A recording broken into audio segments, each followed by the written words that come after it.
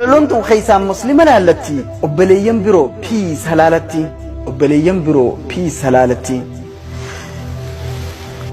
بديني قوقو يفتوك وطين تاتو دلنسو خالق آشركين جلان باتو dhugaa yeroo garii hadhaan isii sibrii liqimsuu dadhabdee buruun dhabin qabrii wallaansa madaatiif mana qobbaan dhaqan xiiqiin diina cabsuuf rabbii waliin dhaban tarabbi irraa dhufte yoomuu nu nanqattu tadabarte irraa laaltee tabaruun barattu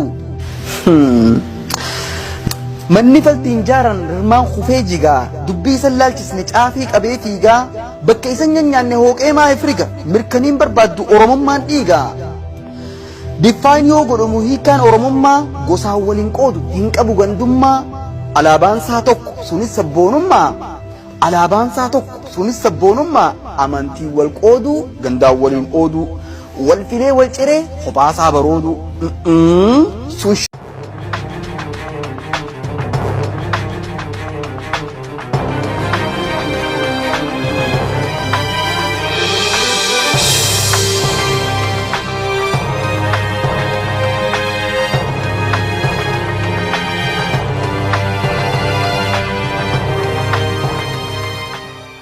jarri ummata kana godha raayyaas booda akkasuma godha nama maqaa isaatu sirrii barreessuu hin beenitu maqaa gootaa balleessuu fi gootaa arrabsuuf gabba sammuutti yaadu duqa baate waan akkanaan godhu sabaddan qoodu nu bakka hin buufanne arsiin bakka hin buufanne kabajaatu isaaniif malaarra maal jechuu abbootaayeen jee bar taayee itti beekama maal jechuu ulfinaatu isaaniif mala nuti bar dhaloota isaanirraa baanee bar dhaloota bar isaanirraa baanee bar oromoon akka feete garaa jabaatu akka feete gandummaa leellistu yoo jiraattellee kan nama du'e garuu qabrii keessatti amata dhibba meeqa dura nama du'e qabrii keessatti akkanatti kan qabrii keessa jiru akkana gabbaatee hin qeetu hin arrabsitu jechuudha. Isin warra gandaaf harka dha'u warra nama du'e qabrii keessatti arrabsuuf warra qabrii keessatti arrabsu dhageessi moo warra tokkummaa leellisu dhageessi waliif laallagaa TikTok kanarra mootummaas ta'e kan Oromoo adda facaasu fedhu qaamni Oromoo adda facaasu fedhu fi mootummaas ta'e namnummaan biraatu bikka namni heddummaatu barbaada waan ta'eef TikTok kanarra heddumina namaatu jira namaatu hedduudha miti saniif TikTok kanarratti baalagee fi gamtuu camlaaqaa kan seenaan beeni kan bikka itti irraa dhufte hin beene gabbee waan akkanaa uuma jechuun uummata jidduutti. Sanu gizee hunda meelaala yoon kijibdeen sobdeen anja gizee hunda saa ilmaan Oromoo dhiini isaanii dhangala'oonni akkanaa kan dhufu yoon sobe naan jettan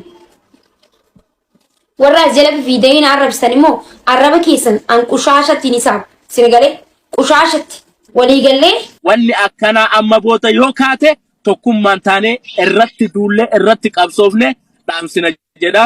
Hedduu galatoomaa waan caqafatanii Zero osoo gadin bu'in ila waan takkitti ila waan asfaan walumaan kaayanii atillee deemtu namni keessaa dhufee ganda namaa arrabsoo jiraate bakka nu bakka hin buufanne arsiin bakka hin buufanne ummanni biyyaa miskiina sun ganda bakka hin buufanne namni jimma keessaa dhufee nama arrabsoo jiraate ijoolleen dhalattoota jimmaallee bakka nu buutu jechuu danda'uu qaban bakka nu ganama kana dubbadhu wallahi ganama kana dubbadhu jira Eeyyan kaleessa dogongorri jiraatu danda'a. Namni hunduu jedhee jiraatu danda'a. Kana booda garuu nu gaheera jechuu qabna hunduu. Seenaa hojjetu. Seenaa arrabsiteeti miti kan hojjetu. Xiqqaadhu rabbii sinaa xiqqeessu. Eenyu bikka isin buufate bara. Namuma bikka isin buufateen dhabee baran. Eenyumaa bakka isin buufate yaa habiibochi. Fakkeenyaaf jimmaan keessaati yoo namni nama kutaa biraa arrabsee nuti bakka hin buufanne nama sana bichaa gadi fuudhaati waan feetan godhaa. Yoo TikTok sabee gubuuta illee waan feetaniin irratti godhaa malee hayyuu biyyaa hin tuqinaa nama guddanuu jalaa hin tuqinaa nama beekaa hin tuqinaa siniin jedhaati kanuma yaadne hiyya galatoomaa waan nagashitaniif nama iddoo bareeda isinillee dhuunfaa keessaniinillee wanti isin fudhattanii bahuu qabdan kaleessa namni wal arrabsee jira eeyyan gandummaa wal arrabsee jira eeyyan garuu kana booda nu ga'ee jira gandummaa arsii keessaallee kana marrabsuun barbaannu Wallagga keessaallee kana marrabsuun barbaannu jimma keessaallee kana marrabsuun barbaannu maaliif gandummaan daangaa darbe gaafa abbaa jifaar ka gaggara galchisiisu ta'e gaafa waaqoo guutuu ka gaggara galchisiisu ta'e gahaadha bakka wajitti stop waa wayii danda'u maaliif namni tokko daldalee bu'aa waawii irraa buufatuuf deema. Bu'aa waan sanii agarreerra. Bu'aan gandummaa tirfiin isaa suuraa waaqa guutuutti gadi argama. Bu'aan gandummaa bu'aan isarraa arganne suuraa abbaa jifaartu gadi argama. Bu'aan arganne jira kisaaraa malee arsiin maal fayyadamti? Jimma maal fayyadamti? Waan bu'aan qabnee fi daldala kisaaraa keessatti ammoo hirmaatu hin qabdan. Achi diinni nu rukuta. Asiinuu cabsan, asiinuu fixan, lafa saamamne maal? Ni ajjeefamne mana uummata miskiina Oromoo gabaree uumaan beelii irraa diiganii Oromoon achi boochi kaan achi fiiga kaan asii fiiga kaan asii wal hira. Maaluma nu walii maali garuu maali keenyatu garuu. Osoo ati arsii keessaa nu arsii bakka buutee osoo ati nama arrabsiteeti nutti dhagama baay'eetu namatti dhagahamuu danda'a. Osoo Muhammad Aljaziiraan ol bahee kutaa arsii ka tuquuti goota kana garagalchuuti hin arras nutti dhagahamas. Ummanni waan beeyne goota mataa gadi garagalchee yookaan goota suuraa isaa ibiddaan gubaa irra caffaruuni kuni beekumsallee natti hin fakkaatu illee ummata waan beekne jechuudha. Ummata waan beekne kana fooloo guddifatuuf yookaan tokko beekamtii argatuuf deemuu kana osoo haga danda'amuun jechuudha. Riippoortii warra godhanoo fooloo kana. Obsaan suuraa isaa garagalchee imimmaan akkana boo'u ture jechuudha. Warri arrabaan arrabsuudhaan kabajaa harkattan goota taatan koottaanu arrabsaa isiniin jenna. Koottaanu arrabsaa. Nuyi kana arrabsamuu qabu koottaanu arrabsaa. Kabajaatu isaaniif mala arra. Ulfinaatu isaaniif mala. Nuti bar dhaloota isaanirraa baanee bar. Dhaloota bar isaanirraa baanee bar. Dhaloota abbaa jifaarraa baane. Dhaloota jeneraal waaqoo guutuurraa baanee bar nuti. Isaanirraa baanee bar nuti. Du'aniillee kabajaa isaanii kan nu wallaalle nuti. Namni fedhe isin aarsu. Ka fedhe isin aarsu. Ka fedhe waan fedhe isin godhu. Isin ganda kiyyan kabachiisiisan qe'ee kiyyan kabachiisetti kan aarsaa kaleessii kafane arrabsuu qabdaa qeequu qabdaa boolla keessatti lafeen isaanii isin awraantu. Ummata adda baasuudhaaf Oromoo gandan adda ciruudhaaf ilkaan keessan rigattanii gabbaatanas. Meen agarsiisaa gaa'isi. Oromoon tun maaliif duuti jennee ni beeyna ja'aatiin agarsiisaa mee. Seenaa Oromoo kan beeku gandummaa hin faarsu. Gandummaaf hin duulu. Nama maqaa isaatu sirrii barreessuu hin beeknetu maqaa gootaa balleessuu fi gootaa arrabsuuf gabbaa. Jeneraal Waaqoo guutuu nama akka waan jeenyataaf qabsaa'u akka waan jeenyata rabbiitiif qabsaa'uutitti saba kanaaf qabsaa'ee booda isaa darbe jechuudha addunyaa kanarra. Jimma abbaa jifa nama qaroominna hedduu biyya kana seensisee Oromoo sana akka Oromoo taatee namni marri karaa jiru wal danda'ee jiraatu nama godhe keessa jechuudha. Namni amma waan isaanii qabu kun nama uduu sarara lama waan Oromoo barreessi jedhanii barreessuu hin dandeenyetu adda goota kenna maqaa balleessee mataa gaggara galchee fannisee maal godhuuf haasaa beektaa. Waan haasa'uuf yaadan mara haasoftee jirta galatoomi waan ati haasoftee irra deebi'ee haasa'uu hin barbaadu. Garuu namni akkanaa kun wamaal eessallee hin ga'u beektaa. Fooloo daabboo itti fakkaata akkuma ati jette. Fooloo buddeena itti fakkaata. Waan nyaatamu wayii itti fakkaata. Fooloo miti wanti guddaan sammuu namaati. Sammuu itti yaadu qabaate waan akkanaan godhu. Saba addan qoodu. Sareen marti dhuftee waan akkanaa akka gootu kun waan sirrii miti. Nama akkanaa itti yaane akkuma reefuu jedhamaa jiru itti yaane riippoorti godhee waan gabaa kana keessaa saba baasuu dandeenya jechuudha. Anni ilma arsiiti arsii bakka hin bu'u. Nasree illee taanaan waan akkanaa simataa kan keewwate bakka hin buutu iyyuu arsii. Akkana beekuu qaba namni marru. Suni ka Jimmaallee ka Wallaggaallee ka Harargee hunduu akkasitti beekee qoshaashaa ofii adabatti godhuu qabaata jedhee yaadaan. Akka nama tokkootti wanti akkanaa kun waan gaarii miti waan akkanaarra adabadhaa ajandaa godha. Maal qaba oduu yoo dhiira ta'e ka Minilikii gadi baasee hin gubu kaarma ciree harka ciree lafee bobeesse Harargeetti.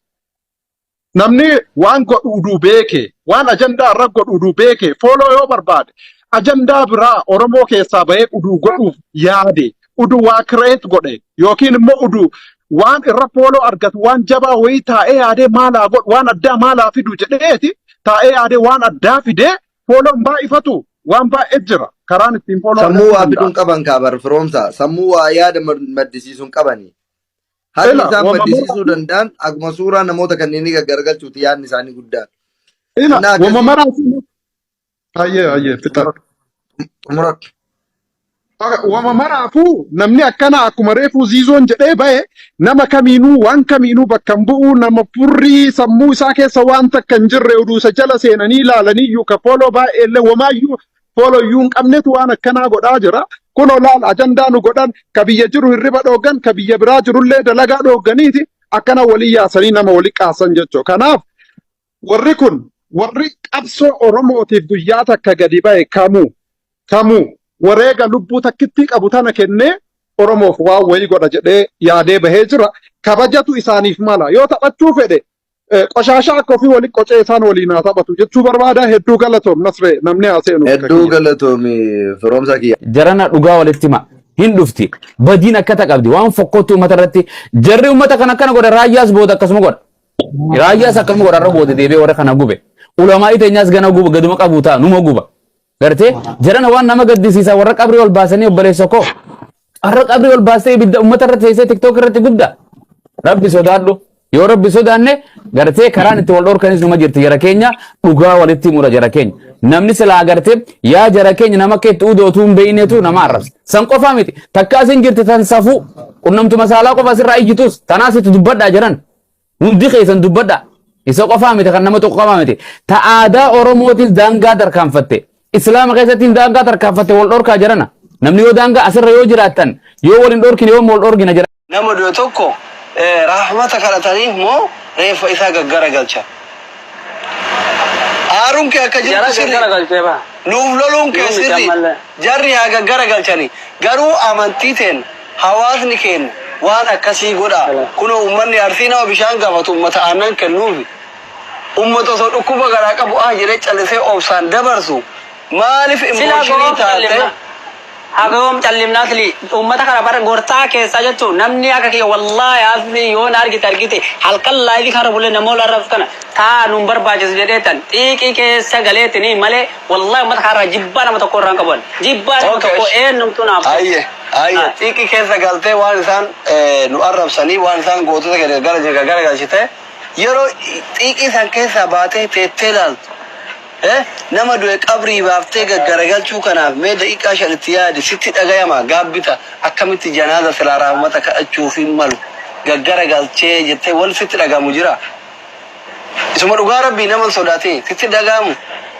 Baraan osoo isa gaggaran galchin suuraa akkattiin kaa'ee bara osoo isa gaggalchin an Jawaar Mahammadii fi wallahi no maal adduma qabrii sanam Jawaar Mahammadii fi abbaa Jiffaar akka jakootitti ilaala garuu warra koomantii yajimmaa liji aggaaroo liji maaliyyoo liji kana jedhu kanaaf an sodaafi miti abbaan beete yoo ta'u waltes waan beete gootes sooma tokko nama godhuu hin danda'anila kijiba beekamittu wanni jetti jechuu. Waa'ee namaatiif gaafii asi gaafadhu deebisi wayii siin jedhe namaami namni nama sodaatu hin jiru rabbiin qofa sodaadhu. Ati amma abbaa Jiffaar gaggara galchitee akkasii arrabsuu saniif xiqqoo yoo kophaa kee yaaddu akkamitti nama du'e nama guddaa nama qabrii jiru. Barso sirri akkana godhe sitti dhagaame. Nam beeka bara nu osoo beekun hojjadhe bara osoo beekun hojjadhe sanu. Akkuma madaanu qabnu jarrilee arma muraanolee milik baga simmure gootummaadhaan simmure haloo sin baafate nuun jedhani bara. Amma na dhagaye sirrii miti eegaa amante galatoo sirrii ta'uu dhabu eegaa amante ila dhageeffadha. Sittima. Fakkeenyaaf nama Kaayiroo keessa jira. Osoo an Kaayiroo keessa jiru sigalee osoo amma dhalataan ganda isaanii tokko. Jabaa ganda kiyyaa tokko suuraa gaggara galchee irraa ta'e wallahi yookiin lubbuutii yookiin lubbuu isaati. Tokkoof irratti wanti isin godhuu qabdan ganda keetii maa hin quuqamini miti. Ganda keetii quuqamte taanaan bakka jirtutti roorroo ganda keetii dhoowwuu danda'uudha qaba. Isana argaa namni baay'een na halaaluu kanaaf si gale. Takka jedha. Lammata hamma feete aari. Hammuma feete namni fedhe si hamiru. Suuraa jiraan waaqoo guutuutii miti rabbi isaanii haa araaramu. Suuraa arfii gaafa awwalaatirraa du'e hundaa garaatti du'e yoo fedhan qotanii gaggaragalchuu miti boolla hayaasan. Dandeettan nama akkas godhu san ajjeesu. Isuma sitti maallal ganda keetiif lolini miti namallee wal lolini miti ana biratti nama wal loluun ganda wal loluun no matter halala ana biratti wal arrabsuun kitaabni kiyya dhoogu sii gale dhageeffadha garuu wanni anama isinitti dhaammadhu nama du'ee qabrii jiru dandeettan rahmata rabbii kadhaafi waan inni keessa jiru koo isin hin beeytani dadhabdan immootu akka carraa miira keessa galtanii yoo waa jettanillee suuraa nama du'een fayyadamina. Isin lamaan dhagaa jirtanii dhaamsa kiyya kun ka obbolummaati. Ka obboleessa keessa hangafa nama arrabsaa turee tokko si gale kitaaba rabbiitti irratti himaan jiru. Sirrii miti. Nama sitti rifata. Rabbi si dallan dhagaa muka sirrifata. Namoonni kun nama gurguddaa nama amantii islaamaa qaban hayyoota Oromooti. Osoo namni qalbii qulqulluu tokko kichuuchitti adagaan konkolaataa si hafuudhu siin jedhe wallaahi hin fuudhamtan. Ani amma yeroo baay'ee maaliif waan arrabsutti milkaaya. Beektaa nama rifachiisu nama aarsa malee onnee naman cabsu. Waan onnee nama cabsu hin godhina. Haga feete ganda kee jaaladhu. Ganda kee jaaladhu. Ila